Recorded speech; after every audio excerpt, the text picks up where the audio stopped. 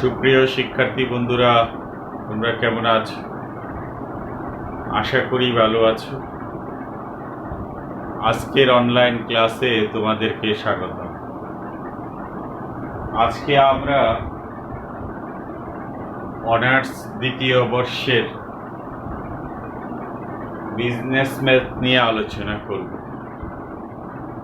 অনেকদিন আগে আমরা বিজনেস ম্যাথ নিয়ে আলোচনা করেছিলাম। এই কয়েকটা দিন আমরা প্রিন্সিপাল অফ ফাইন্যান্স পড়েছি। এখন আমরা আবার বিজনেস ম্যাথ নিয়ে আলোচনা করব। আজকে আমরা যেই অংশটা আলোচনা করব সেটা হলো ম্যাথমেটিক্স অফ ফাইন্যান্স। তো এই ম্যাথমেটিক্স অফ ফাইন্যান্সের অ্যামোর্টাইজেশন শিডিউল নিয়ে আলোচনা করব।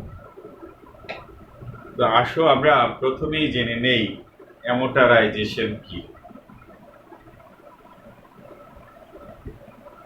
যখন ঋণের অর্থ সমান কিস্তিতে ফেরত দেওয়া হয় এবং প্রতিটি কিস্তিতেই আসল ও সুদ অন্তর্ভুক্ত থাকে, প্রতিটি কিস্তির মধ্যে যে আসল অন্তর্ভুক্ত থাকে সেটা কি বলা হয়? অ্যামোর্টাইজেশন।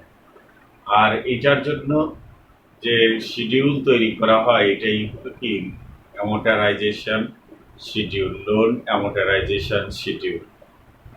তো শিক্ষার্থী বন্ধুরা, আমরা এই বিষয়টা থেকে একটা বিষয় আমাদের ক্লিয়ার হয়ে গেল। এখানে প্রতিটি কিস্তির পরিমাণ সমান,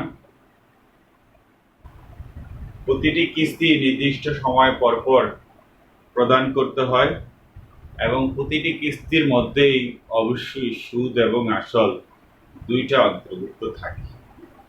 তো শিক্ষার্থী বন্ধুরা দেখো, এখানে আমরা বোর্ডে একটা অঙ্ক দিয়েছি। 10,000 টাকা 6% হার সুদে 3 বছরের জন্য ঋণ নেওয়া হলো, সমান 3টি বার্ষিক কিস্তিতে পরিশোধ করতে হবে। লোন অ্যামোর্টাইজেশন শিডিউল প্রস্তুত করো।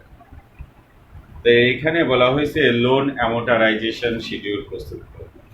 শিক্ষার্থী বন্ধুরা, তোমরা মনে রাখবা যে তোমার যখনই অ্যামোর্টাইজেশন শিডিউল প্রস্তুত করতে হবে, তাইলে সেক্ষেত্রে প্রতিটি কিস্তির পরিমাণ লাগবে।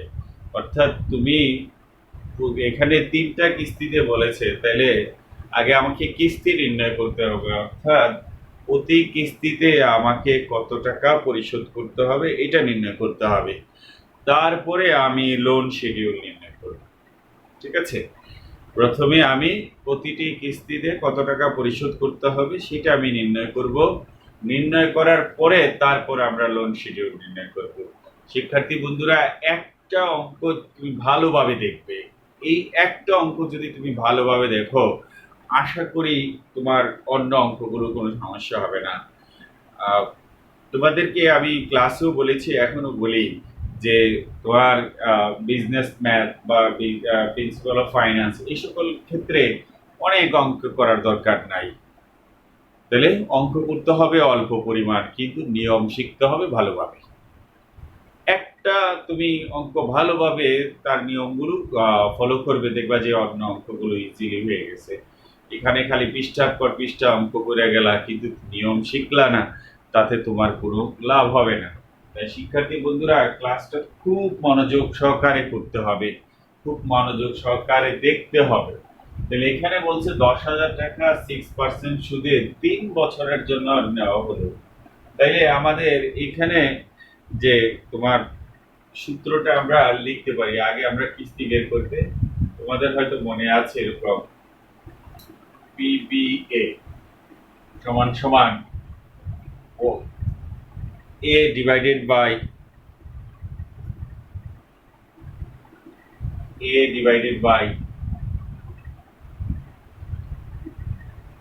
r to the power n, a divided by r।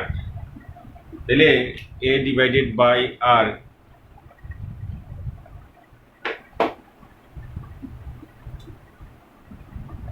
1 minus 1 ভাগ 1 plus r to the power n।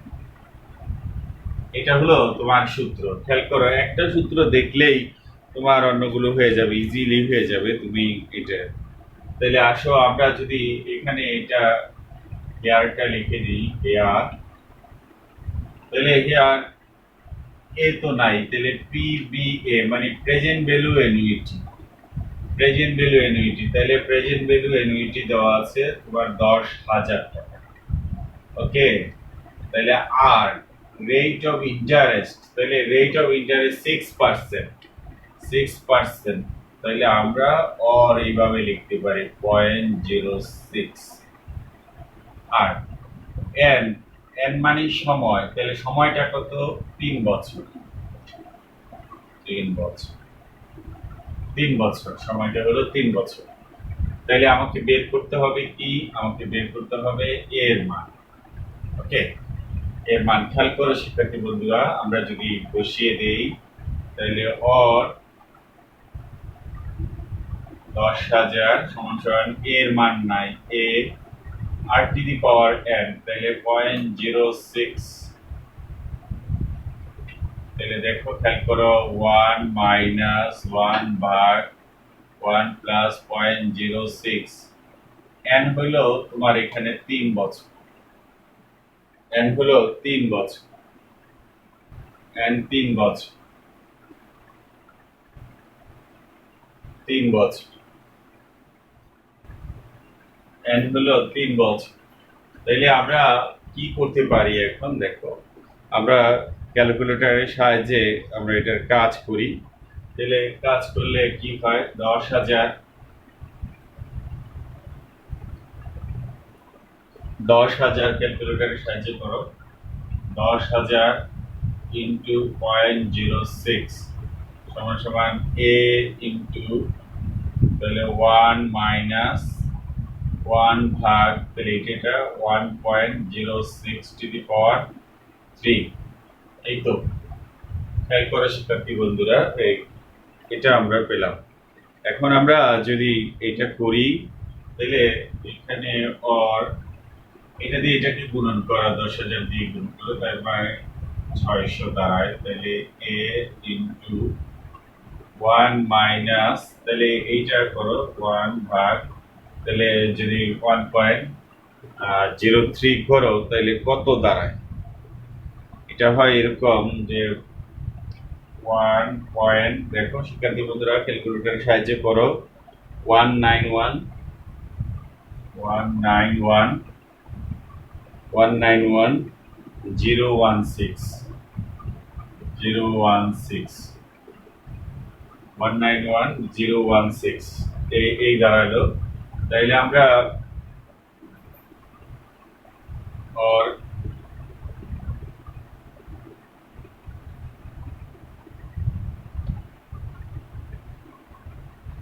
60,000, তাহলে এ ইন্টু, তাহলে আমরা এখানে কত হয় দেখি, এটা কত হয়? এটা করলে হয় এরকম, এ ইন্টু 1 মাইনাস, তাহলে 1 ডিভাইডেড বাই 1.2, তাইলে আমার কত দাঁড়ায়? তাহলে হয় তোমার 0.8396, 0.8396, তারপরে হলো 0.839619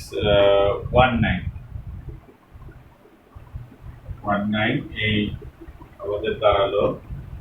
তাইলে আমরা করে দেখি এখানে,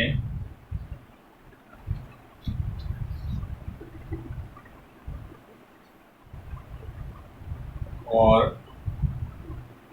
600 এ ইন্টু, তাহলে এইটাতে এটা মাইনাস করলে কত হয়? মাইনাস করলে তোমার কত হয়? মাইনাস করলে হয় 0.1380, তাহলে অর, তাহলে আমরা কি লিখতে পারি? 600 ডিভাইডেড বাই 0.160380 ইকুয়াল টু এ। তাইলে অতএব এ সমান সমান আমাদের কত হয়? 600 আমরা যদি এটা দিয়ে ভাগ করি তাহলে আমাদের হয় 600 ভাগ এত, তাহলে হয় 3,700, 3,741 টাকা 11 পয়সা। 3,741 টাকা 11 পয়সা। এই হলো আমাদের প্রতি ইনস্টলমেন্ট। প্রতি ইনস্টলমেন্টে আমরা কি করব? প্রতি ইনস্টলমেন্টে আমরা এই টাকাটা পেমেন্ট করব, 3,741 টাকা 11 পয়সা। এটা প্রতি ইনস্টলমেন্ট। এখন আমাদের মূল যেটা বলছে সেটা হলো অ্যামোর্টাইজেশন শিডিউল আমাদেরকে তৈরি করতে হবে। মূল যেটা আমাদেরকে করতে হবে সেটা হলো অ্যামোর্টাইজেশন শিডিউল। তাহলে শিডিউল করতে হলে শিক্ষার্থী বন্ধুরা আমাকে একটা ছক আঁকতে হবে। এগুলো মুছে ফেলি, হ্যাঁ, মুছে ফেলি, একটা ছক আঁকতে হবে আমাদেরকে।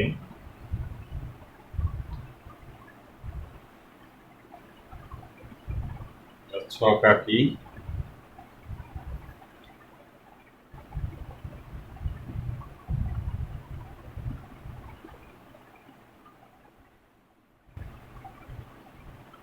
এক, দুই, তিন, চার, পাঁচ, ছয়। তাহলে প্রথমটা হলো ইয়ার।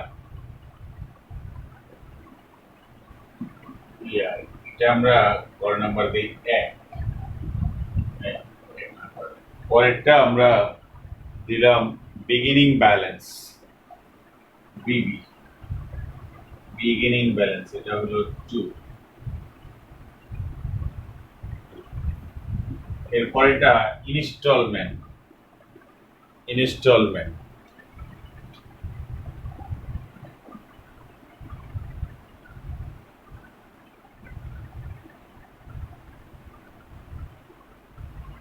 এটা হলো 3। ওকে, এটা হলো 3 ইনস্টলমেন্ট। এরপরেরটা হলো ইন্টারেস্ট পেমেন্ট,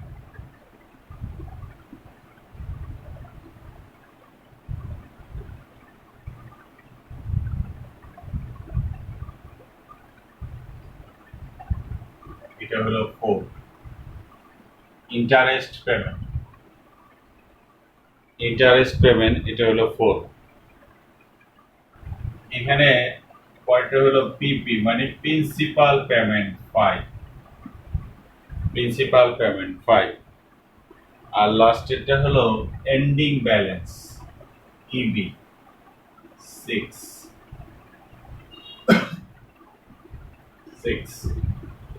তাহলে এই আমরা 6টা কলাম করলাম। এই কলামের মাধ্যমে আমরা কি করব? এই কলামের মাধ্যমে আমরা নির্ণয় করব। তাইলে আমাদের ইয়ার কয়টা? 3টা। খেয়াল করো, ইয়ার হলো 3টা। তাহলে ইনস্টলমেন্ট আমাদের যেহেতু সমান, তাইলে আমরা সমানটা লিখে নেই 3,741 টাকা 11 পয়সা। 3,741 টাকা 11 পয়সা।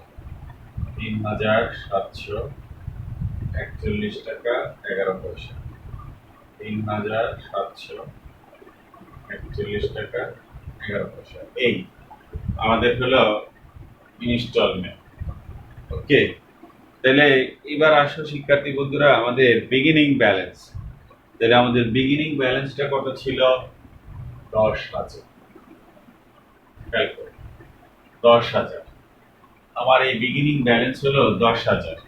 তাহলে 10,000 টাকার উপরে আমার ইন্টারেস্ট, এই যে ইন্টারেস্ট, তাহলে এই করে ইন্টারেস্ট 10,000 টাকার উপরে কয় পার্সেন্ট হারে ইন্টারেস্ট পাবেন? 6% হারে। 10,000 টাকার 6% কত? 600 টাকা। 600 টাকা। 10,000 টাকার 6% 600 টাকা। এখন আসো প্রিন্সিপাল পেমেন্ট, পিপি মানে প্রিন্সিপাল পেমেন্ট। আমি প্রিন্সিপাল কত দিলাম? খেয়াল করো, এই যে ইনস্টলমেন্ট তুমি দিচ্ছ 3,741 টাকা 11 পয়সা। তাহলে এর মধ্যে তোমার কি আছে? এটার মধ্যে আসলও আছে, সুদও আছে। দুইটাই আছে, আসল প্লাস সুদ ইনস্টলমেন্ট। তাহলে তুমি ইন্টারেস্ট দিচ্ছ 600 আর বাকিটা তাহলে আসল।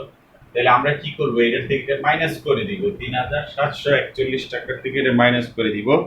তাহলে মাইনাস করে দিলে হয় 3141 টাকা 11 পয়সা। 3141 টাকা 11 পয়সা। এটা হলো আমি প্রথম বছরে কি দিলাম, প্রথম বছরে আমি হলো এখানে প্রথম বছরে প্রিন্সিপাল দিলাম, মানে আসল দিলাম। তাহলে প্রথম বছরে আবার আমি বিগিনিং ব্যালেন্স ছিল 10,000, আমি আসল দিলাম 3141 টাকা।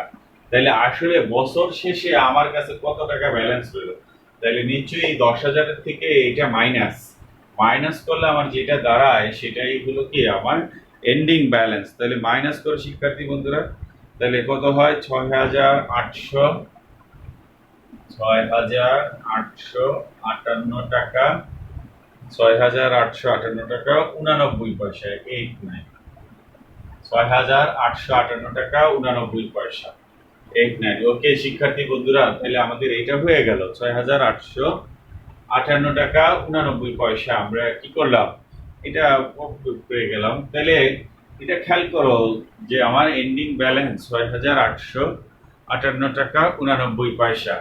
এইটা এই বছরের যেটা এন্ডিং ব্যালেন্স, পরের বছরে সেটা বিগিনিং ব্যালেন্স 6,858 টাকা 89 পয়সা, 89 পয়সা। তাহলে আবার এইটার উপর আমার কি হবে, ইন্টারেস্ট চার্জ হবে 6% হারে, 6% হারে ইন্টারেস্ট চার্জ হলে হয় 411 টাকা 53 পয়সা, 411 টাকা 53 পয়সা। তাহলে এইটার থেকে এটা আবার মাইনাস 411 টাকা 3,741 টাকা, এটা মাইনাস, মাইনাস করলে দাঁড়ায় 3,329 টাকা 58 পয়সা, 3,329 টাকা 58 পয়সা। এটা হলো আমার প্রথম বছর শেষে প্রিন্সিপাল পেমেন্ট। দ্বিতীয় বছরে আমার প্রিন্সিপাল পেমেন্ট আছে। তাহলে আমরা কি করব, এইটার থেকে এই টাকার থেকে মাইনাস করব। তাহলে মাইনাস করলে দাঁড়ায় 3,529 টাকা 31 পয়সা, 3,529 টাকা 31 পয়সা।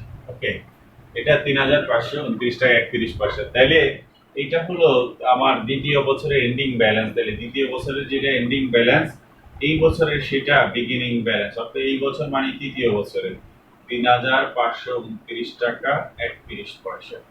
তাহলে এটার থেকে এটা মাইনাস করো, 3,741 টাকা 11 পয়সা, এটা মাইনাস করো। তাহলে সরি, এটার উপরে এবার হলো 6% ইন্টারেস্ট চার্জ করো। তাহলে 6% ইন্টারেস্ট চার্জ করলে হয় 211 টাকা 80 পয়সা। এটা থেকে এটা মাইনাস করো, 211 টাকা, সরি 211 টাকা 80 পয়সা মাইনাস করো। তাহলে মাইনাস করলে আমার 211 টাকা 80 পয়সা মাইনাস করলে দাঁড়ায় কত, ওই যে ওই টাকাটা 3,529 টাকা, 3,529 টাকা 31 পয়সা। তাহলে আমার আর কোনো ব্যালেন্স রইল না। ফলে দেখা গেল শিক্ষার্থী বন্ধুরা, আমার তৃতীয় বছরে গিয়ে লোন পরিশোধ হয়ে গেল। তৃতীয় বছরে আমরা লোন পরিশোধ করে ফেললাম, যে তো এই তৃতীয় বছরে আমার লোন শেষ। তাহলে শিক্ষার্থী বন্ধুরা, এটার মাধ্যমে আমরা কি বুঝতে পারলাম, এটার মাধ্যমে আমরা বুঝতে পারলাম, এখানে লিখত লোন অ্যামোর্টাইজেশন শিডিউল।